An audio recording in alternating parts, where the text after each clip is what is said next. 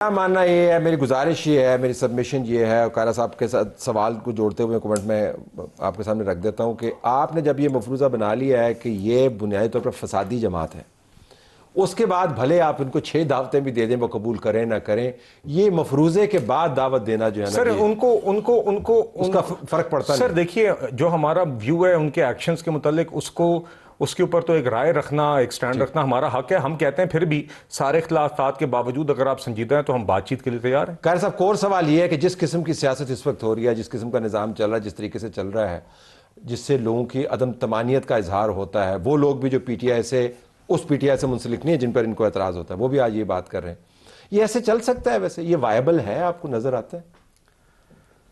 طلعت صاحب، ایک ہے وائبل ہونا، دوسرا ہے کہ حالات کے جبر کے تحت چیزیں چل رہی ہوتی ہیں۔ دونوں میں آج کل کیا ہے؟ سسٹم میں چلنا تو ہوتا ہے، آئیڈیلی نہیں چل رہا لیکن چل رہا ہے، اور اس کو ٹھیک کر کے اور بہتر کرنے کی ضرورت ہے۔ یہ جو ایک ہمارا آئیڈیا ہے نا کہ ڈائلاگ، ڈیموکریسی ڈائلاگ کے بغیر تو چلتی ہی نہیں ہے، یہ بات تو درست ہے۔ ڈائلاگ کے راستے میں رکاوٹ کیا ہے؟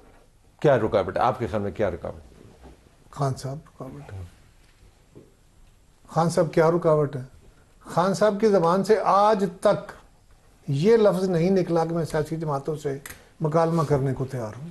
وہ کہتے ہیں میں فوج سے ڈائلاگ کرنا چاہتا ہوں، ان کے پاس اختیار نہیں ہے۔ خان صاحب کے علاوہ ان کی جماعت کے باقی لوگوں نے یہ باتیں مختلف اوقات میں کی ہیں، لیکن ساتھ شرائط رکھ دیتے ہیں کہ ہماری ملاقات کرائی جائے، ہمارے بندوں کو چھوڑا جائے، فلاں مختلف اوقات میں شرائط مختلف ہوتی رہی۔ اب سوال یہ ہے کہ ان کی جماعت کی طرف سے ایک صاحب کہتے ہیں کہ جی مذاکرات ہونے چاہیے، چلے بیٹھ کے اسپیکر سے بات کرتے ہیں۔ دوسرے صاحب کہتے ہیں ان کو یہ کون ہوتے ہیں کہنے والے، ان کو تو یہ اختیار ہی نہیں ہے۔ چیف منسٹر صاحب کوئی اور بات کہہ دیتے ہیں۔ لیکن جب تک چھوٹا سا جب تک خان صاحب کی طرف سے یہ کلیئرنس ان کو نہیں ہوتی، وہ اپنی سٹیٹمنٹ نہیں دیتے کہ سیاسی جماعتوں سے بیٹھ کے مکالمہ کرنا چاہیے، اس وقت تک پی ٹی آئی کی سیریسنس نظر نہیں آئے گی۔ رہی بات گورنمنٹ کی، تو گورنمنٹ کو جب آپ مسلسل گالی گلوچ کریں گے، مسلسل ہیوملیٹ کریں گے، اداروں کو بھی کریں گے، تو نیچرلی آپ کے لیے بھی کوئی سافٹ کارنر پیدا نہیں ہوگا۔ لیکن اس ہارڈ کارنر کی وجہ سے ملک جو ہے بیچ میں رگیدا جا رہا ہے، لوگ خوش نہیں ہیں، روزانہ کہتا نہیں طلعت صاحب، یہ کب نہیں ہوا؟ اس لیول کا نہیں ہوا۔ ویسے کب نہیں ہوا؟ اس لیول میں بتاتا ہوں کیوں نہیں ہوا۔ اس کی وجہ یہ تھی، ہمارے ساتھ ہمارے لوگ توڑ کے ہمارے سامنے 21 لوگ بٹھا کے پیٹریاٹ حکومت بنا لی گئی۔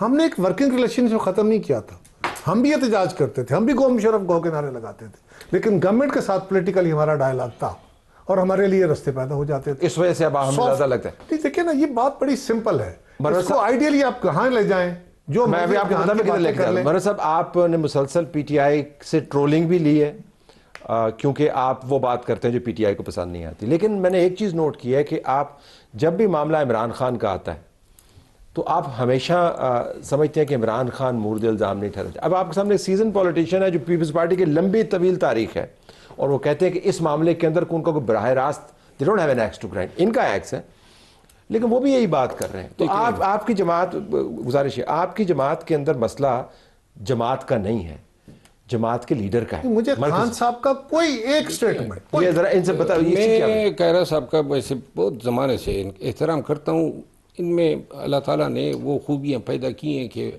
رسپیکٹ کمانڈ کر لیتا ہے۔ خان صاحب کی بات آپ نے کی نا، بات یہ ہے کہ انسان ہے، فرشتہ نہیں ہے، انسان سے غلطیاں بھی ہوتی ہیں، مسٹیکس بھی ہوتے ہیں، لیکن ایک شخص، میں اس پہ قائل ہوں، بے گناہ جیل میں ہے، اس میں کوئی دوسری میری بے گناہ جیل میں؟ بے گناہ جیل میں ہے، نمبر 1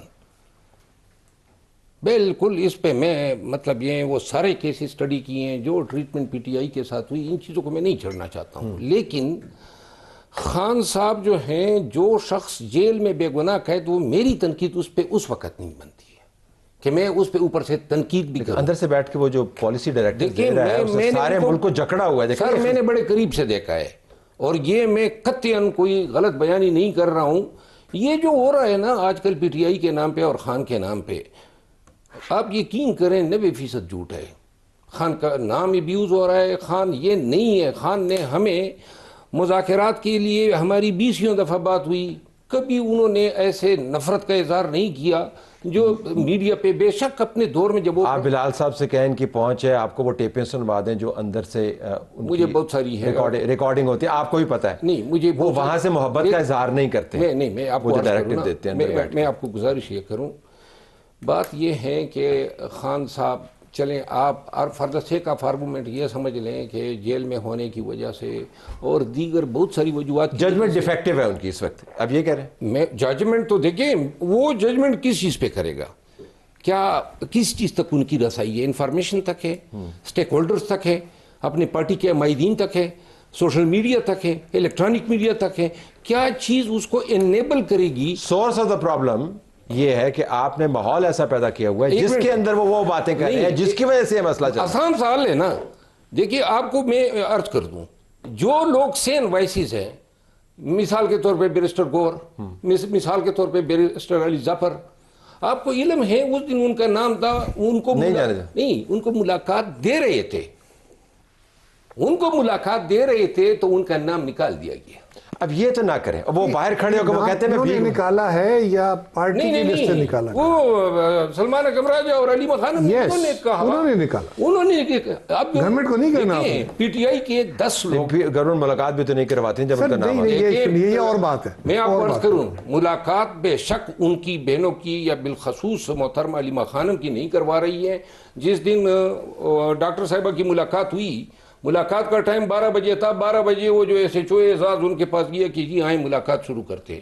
ٹھیک، محترمہ نے چھوڑا ہی نہیں اپنی بہن کو کہ نہیں اگر میں نہیں ہوں تو آپ نے بھی نہیں جانا ہے، اور 20 منٹ پہلے جو ہے جب ملاقات کا ٹائم ختم ہو رہا یہ تھا، کانٹیکسٹ ہے جی۔ اب بتائیے گا اگر آپ پہنچ دے دیں ان لیڈران کی، ذرا آپ ان کے تاثرات دیکھیں نا، 10 سے 12 لیڈر کو جانے دے خان کے پاس، یہ ساری چیزیں حل ہو جائیں گی۔ طلعت صاحب پچھلے سال لوگ مل رہے تھے نا، کیا تھا، کیا آپ کوئی رویے میں تبدیلی تھی؟